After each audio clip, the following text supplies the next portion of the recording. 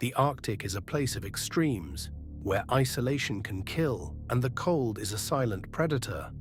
Here, life clings to survival, but sometimes that very isolation, that touch of death, is the only thing keeping us safe from annihilation. But what happens when that icy barrier is broken? Welcome, once again, to another episode of It's True.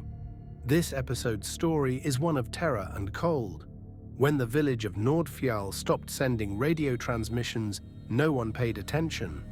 Harsh winters often knocked out communication for weeks. But as months passed with no word, concern grew. Finally, a research team was sent to investigate. What they found was worse than anyone could have imagined. Before I continue, let me be clear. Everything I describe from here on comes directly from the research team's notes, their final recordings, and what little evidence they left behind. We arrived at the village just before nightfall. The first thing we noticed was the stillness. No people, no animals, just the wind. Inside the houses, everything was left as if the villagers had just stepped out. Plates still on tables, jackets hung by doors, but the beds were empty. We found journals in several homes, all describing the same thing: a mysterious illness that spread rapidly. Fever, hallucinations, and black veins crawling beneath the skin. All evidence suggests the villagers were living their lives, hunting, fishing, surviving the way they always had. But nature itself had begun to change. The researchers found evidence that the villagers noticed the signs: sick fish, dead seals, animals behaving strangely. We found evidence they had tried to make sense of it. Fish and seals had been opened up and examined, their bodies inspected, but not cleaned or dressed for food. For a village that relied on these resources, this was highly unusual. We found dead deer and elk, their eyes glazed over, their skin marred with strange growths and lesions. The ooze seeping from their bodies wasn't natural. It was something else entirely. The most disturbing discovery yet was a polar bear walking, yet lifeless, its fur discolored and patches of its body decomposing in an aggressive, unnatural way. The polar bear looked like it had been infected with something beyond our understanding. Its flesh was decaying as though it had been dead for weeks, despite the freezing temperatures. Whatever was happening here, it wasn't limited to the villagers. Ellis and Mark headed to the ocean area where the villagers usually fished and hunted, hoping to find more clues about what the villagers had been exposed to. At first, everything seemed normal, but after a few hours, it became clear something was very wrong. They found carcasses of strange bloated fish washed ashore, as well as in the water. The same ones the villagers had likely eaten. Mark's coughing worsened, but they pressed on, unaware they were already being affected. Within hours, both began showing symptoms. Mark complained of dizziness and hearing whispers. Ellis reported seeing shadows in his peripheral vision that vanished when he turned. By the time they radioed for help, it was too late. Ellis described it in his notes. "It feels like something crawling under my skin, burrowing deeper with every breath. But the worst part is the voice, pushing into my brain, telling me to serve, to destroy." We found them hours later, lying motionless on the ice. Mark's body had begun to deform, and Ellis, he was muttering something, over and over, in a language none of us recognized.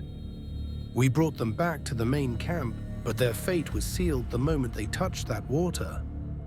With Ellis and Mark dead, we had no choice but to run tests, on them, on the fish, and on the black ooze we found everywhere.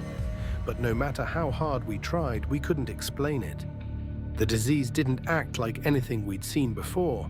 It defied logic, spreading without a clear vector and mutating rapidly. As time passed, the symptoms crept into the rest of us. One by one, we started to fall ill.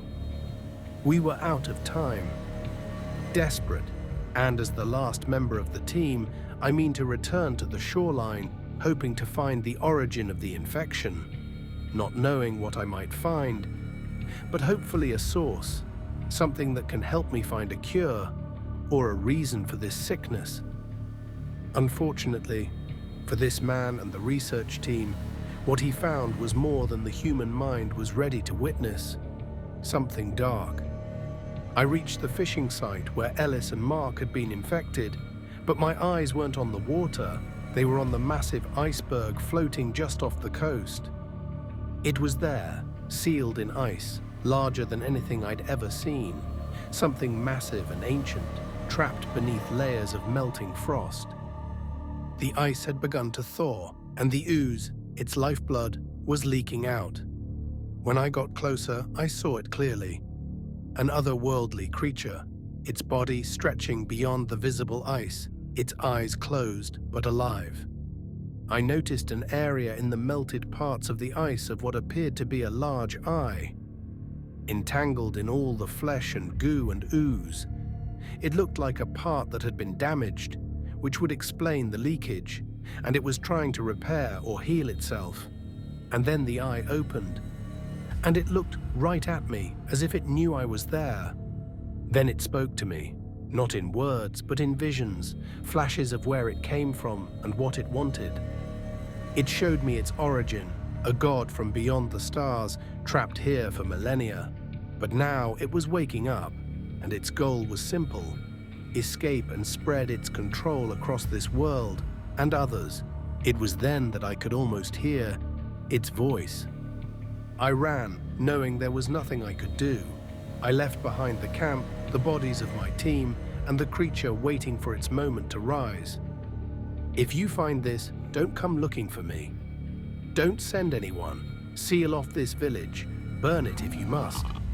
But don't let anyone near that ice. I know my time is soon. I can hear the voice in my head. It speaks to me. And it's getting louder. I can feel its disease, its influence, taking me. I know I don't have long. The ice is still melting, and when it breaks, the thawed god will wake. We were just the beginning. Those were the final words of the researcher and his crew, as well as any contact anyone's had with the village. There have been a few attempts to send additional teams out to the location, but the government has since banned all travel into that area. And from what we can tell, the borders closing off that location continue to slowly expand outward, for unknown reasons. Has an otherworldly god begun to awaken and release itself from an icy prison? Are we doomed as a species to die horrible deaths, or live as wandering drones under its control? Only time will tell, but that concludes this episode of It's True. We hope you've enjoyed another twisted tale. If you did and want to hear more, remember to please like and subscribe. Every week we drop shorts of demonic and unexplained creations, and each week we bring you another episode of It's True. Until then, I'm the Truth Seeker, signing off. And remember, it's true, if you believe it.